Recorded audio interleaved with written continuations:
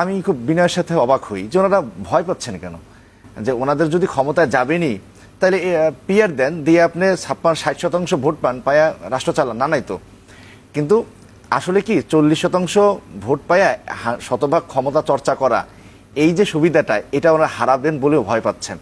আমরা বলি যে ভাই আমরা নির্বাচন পেছাইতে চাই না, আমরা দ্রুত নির্বাচন চাই, এবং নির্বাচন চাই বলেই ফ্যাসিস্ট আওয়ামী লীগের সময় বুকে পাথর চাপা দিয়েও নির্বাচন করছি। আর এই স্বাধীন সময় নির্বাচন চাইবো না, এটা মনে করার কারণ নেই। আমরা নির্বাচনমুখী চাই, নির্বাচন চাই। এখন আজকের যে সমাবেশটা আমরা করলাম, দেখেন পিআর নিয়ে অনেকগুলো কথা, তো এনসিসিটা কিন্তু হতে দিল না শেষ পর্যন্ত। সব কারণ হলো যে ক্ষমতা আমার হাতে চাই, আমরাও ঠেকাইতে চাই। আজকের যে আমরা সমাবেশটা করলাম, এটা আপনি যে কথা বলছেন না, সবগুলো কথাই ঠিক। এটা একটা নির্বাচনী জোটের আভাস দেওয়া, কারণ আওয়ামী লীগ নাই, নির্বাচনী সংসদে নির্বাচনী ব্যবস্থায় দুইটা মানে একাধিক রাজনৈতিক শক্তি লাগবে। যখন আওয়ামী লীগ ছিল তখন আমরা বিএনপি সহ এক পাশে আমরা রাজনীতি করছি।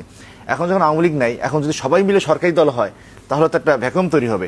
এই ভ্যাকুয়ামটা ভালো যায় না। আপনারা জানেন যে 71-এর পরে ভ্যাকুয়াম থাকার কারণে কিন্তু অনেক কিছু হয়েছে, বাকশাল হয়েছে।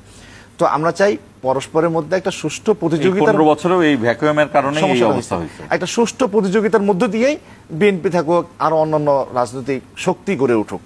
তো আমরা যারা পিআর চাই, আমরা বিএনপিকে আমরা ভালো, মানে আমরা মনে করছিলাম যে অনেক পরিবর্তন হয়েছে, কিন্তু মাঠের রাজনীতি আমরা যারা করি আমরা জানি চরিত্রগতভাবে কোনো পরিবর্তন হয় নাই। বিএনপি নেতৃবৃন্দের মাঠ পর্যায়ের, আমি পুরো বিএনপি না বলি। তো সেখান থেকে আমরা চাইছি, আমি বিএনপির চরিত্র সম্পর্কে জানতে চাই, আপনার কি মনে হচ্ছে বিএনপির চরিত্র আগে কেমন ছিল, এখন কেমন আছে? আমরা ধরেন চরিত্রের কথা বলছেন, মানে আমরা নৌকা ধানের শীষ, দুই সাপের একই বিষ, এটা আমাদের এক বড় ভাই সঙ্গীত বলছিলেন। সত্য আমরা বলি মাঠের রাজনীতির সত্য। দেখেন চাঁদাবাজি একটুও কমে নাই, দখলবাজি একটুও কমে নাই। চাঁদাবাজি কি শুধু বিএনপি করছে? শুধু না, অনেক বেশি, অন্যতম। আমি শুধু বলে এই করতে, অন্যতম তারা করছে। তো সেই রাজনৈতিক চরিত্র পরিবর্তন হয় নাই। সে কারণে বিএনপির বাইরে আমরা যারা আছি, সুষ্ঠু ধারা রাজনীতি চাই, কলুষিত রাজনীতি থেকে উঠে আসতে চাই, আমরা মিলে একটা নির্বাচনী জোটের আভাস আমরা দিতে চাইছি।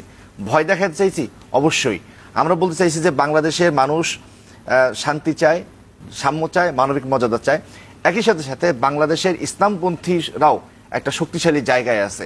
ইসলাম পন্থাকে বাংলাদেশে মোকাবেলা না করে বা বোঝাপড়া না করে বাংলাদেশ আগামী রাজনীতি করা এটা উচিত হবে না এবং সম্ভব হবে না, সেটাও আমরা দেখাইতে চাইছি এবং চাপ প্রয়োগ করতে চাইছি। এটা অবশ্যই আমরা বিএনপিকেও বলতে চাইছি যে এই যে রাজনীতি আপনারা করতেছেন, অতীতের পুরাতন বন্দোবস্তের যে রাজনীতি করতেছেন, এই রাজনীতি করে আগামীতে আর পার পাওয়া যাবে না।